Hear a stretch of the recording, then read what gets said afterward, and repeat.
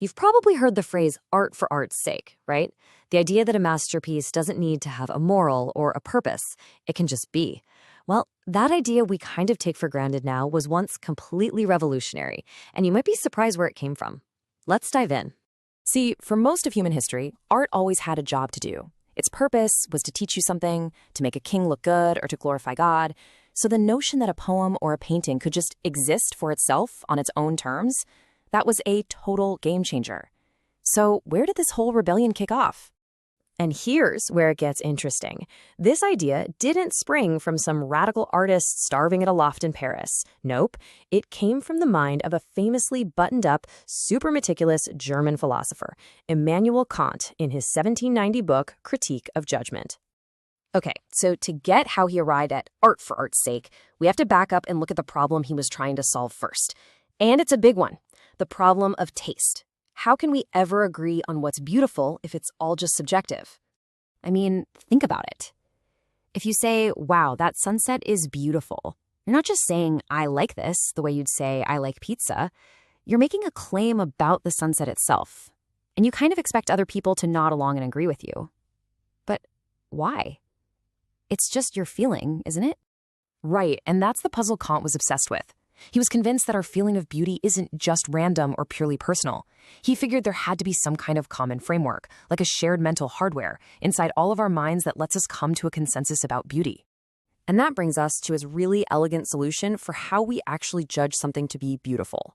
It all comes down to two really cool, powerful concepts. So first up, Kant says a true judgment of beauty has to be disinterested. Now, that doesn't mean you're bored by it. It means you appreciate its form without having any personal stake in it. You don't want to own it. You don't want to use it for something. You're not even concerned if it's real or not. It's not about what it can do for you. You're just appreciating it for what it is. And second, the object has to have what he called purposelessness without purpose.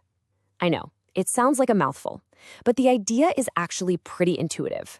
It's when an object feels like it was perfectly designed, like every little piece fits together in this incredible harmony, but from no specific reason you can point to. It just feels right. So how does that feeling of rightness actually happen in our heads?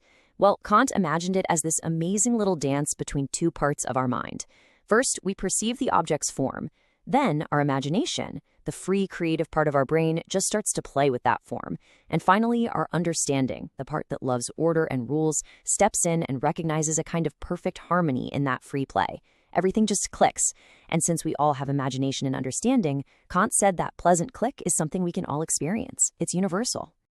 Here's how Kant himself put it. It's all about loving the form, the apparent design of a thing, without needing it to have a job to do. Let's look at a concrete example. Okay, take this nautilus shell. It's gorgeous, right? When we look at it, we're not thinking about it being a home for a sea creature. We're just appreciating its amazing, mathematical, elegant form. It feels perfectly designed, but for no other purpose than just to be what it is. That feeling of pure, disinterested pleasure, for Kant, that is the feeling of beauty. But Kant was just getting started. He knew there was another aesthetic experience, one that was even more powerful than beauty. He called it the sublime. And this is the feeling we get when we're faced with something just immense, something that totally overwhelms us. So let's quickly break down the difference. The beautiful is orderly, it's contained, it's harmonious, like a perfect flower. The sublime, on the other hand, is formless, it's boundless, like a wild, raging ocean. Beauty gives us a feeling of pleasure. The sublime inspires awe, maybe even a little bit of terror. It's not a harmony in our minds. It's a straight-up challenge. Kant called this feeling a negative pleasure, which is a really cool idea. It starts with this moment of fear or feeling totally inadequate. You feel your own physical smallness in the face of nature's raw power. Your senses, your imagination, they just can't handle it. But then something else kicks in. Just as Kant says here, the sublime is found in things that suggest boundlessness, infinity. Think about staring up at a massive mountain range or into the endless night sky. Your imagination tries to take it all in at once, and it fails. It just hits a wall. And here is the big twist. The moment our imagination fails in the face of that sheer scale, our mind is forced to switch gears to another power we have, reason. And our reason can think about huge concepts like infinity and totality. And that is the sublime moment. The amazing, awesome feeling isn't actually coming from the ocean or the nebula. It's the awe we feel for the power of our own minds. We might be physically tiny, but we realize our minds are intellectually infinite. So you might be thinking, okay, cool philosophy, but why does this matter? Well, it matters because these ideas about art being its own thing, about the power of our imagination, they didn't just stay in some dusty old book. They absolutely changed the world of art forever. I mean, you can draw a straight line from Kant's book in 1790 right through the biggest art movements of the next 2 centuries.